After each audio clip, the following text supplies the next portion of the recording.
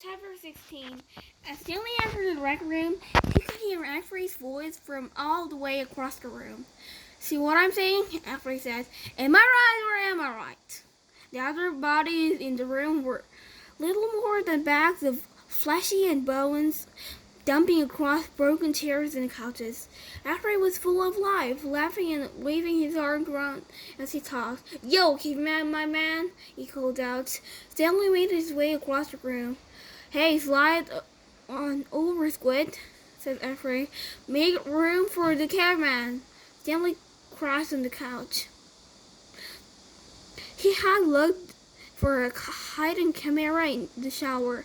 He hadn't seen anything, and he hoped the warden hadn't either. "What's the matter?" asked Avery. "You guys tired or something?" He laughed. "Hey, keep it out, will you?" groaned Zigzag. "I'm trying to watch TV." Stanley glanced uncertainly at Zigzag, who was staring very intently at first television screen. The warden greeted the boys at breakfast the next morning and went with them to the holes. 4 dug in the holes and 3 tended to the wheelbarrows. "Glad you're here, X-Ray," she had told them. "We need your sharp eyes." Stanley spent more time pushing the wheelbarrow than digging because he was such a slow digger. He carted away the excess dirt and dumped it into previously dug holes. He was careful not to dump any of it in holes where the gold tube was actually found. He could still see the tube in his mind.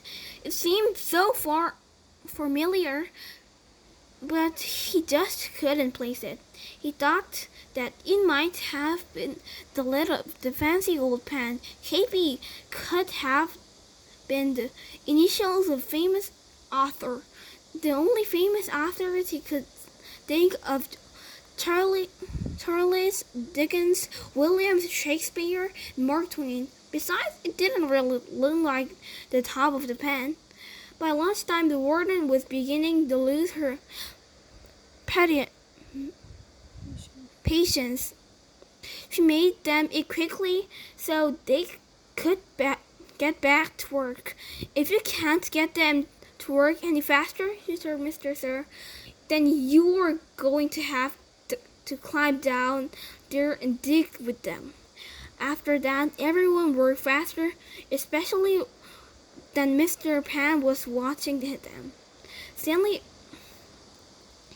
protectively ran when he pushed his wheelbarrow.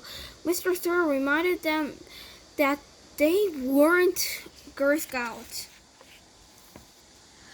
They didn't quit digging until after that other group had finished. Later, as Stanley sat sprawled across the stuffed chair, he tried to think of a way to tell the warden where the tube was really found without getting himself or the X-ray into trouble.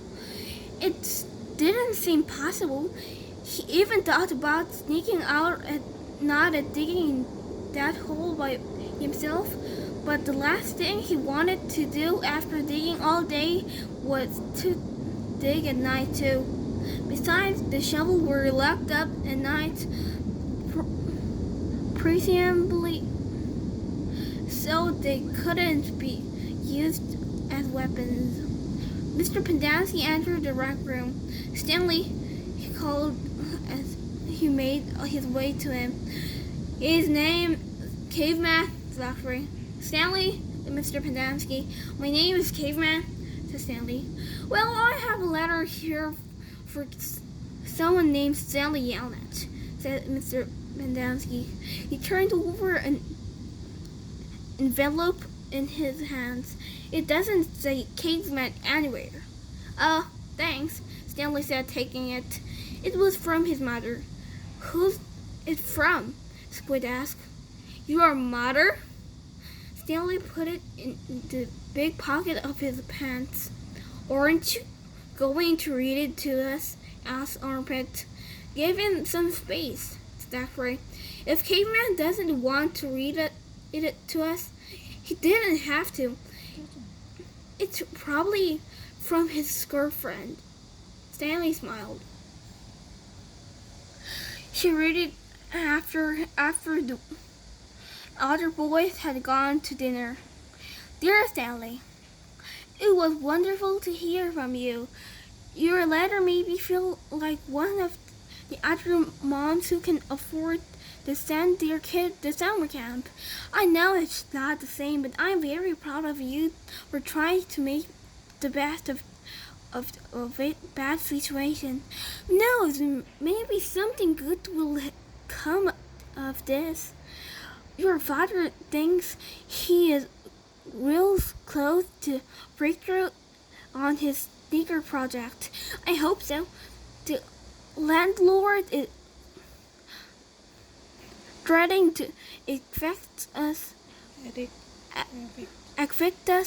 because of the odor. I feel sorry for the little old lady who lived in the shoe. It must have smelled awful. Fluff from both of us. What's so funny? Zero asked. It startled him. He thought Zero had gone to dinner with the others. Nothing. Just something my mom wrote. What did she say? Zero asked. Nothing. Oh, sorry, Zero.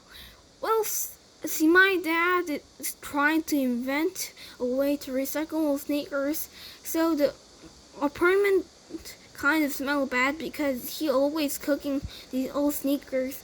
So anyway, in the letter, my mom said she felt sorry for that little old lady who lived in the shoe. You know, because it must have smelled bad in there. Zero stared blankly at him. You know, the nursery rhyme? There's nothing.